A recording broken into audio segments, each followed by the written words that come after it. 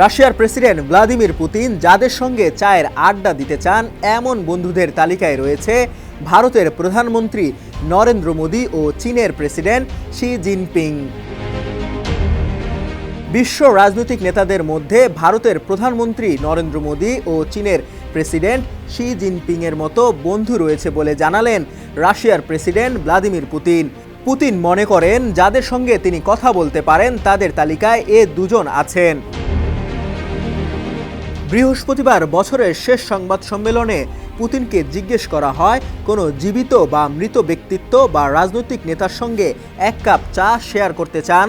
এর উত্তরে পুতিন বলেন জার্মানির সাবেক চ্যান্সেলর হেলমুট কোল, ফ্রান্সের সাবেক প্রেসিডেন্ট জ্যাক শিকার এবং ইতালির সাবেক প্রধানমন্ত্রী সিলভিও বেরলুস্কিনির সঙ্গে তার খুব ভালো স্মৃতি রয়েছে।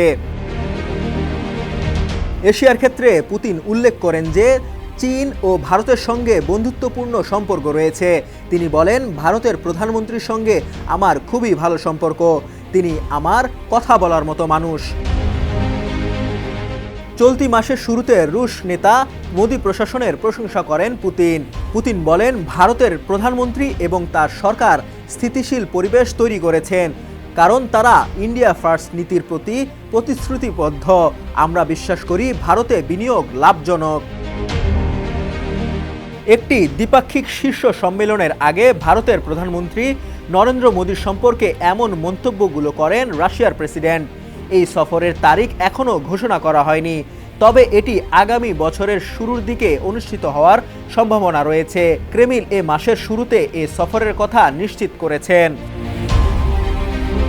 মাঠের অলরাউন্ডার আমি, আর ঘরের allrounder Taylox. Taylox toilet cleaner, clean মানেই টাইলক্স।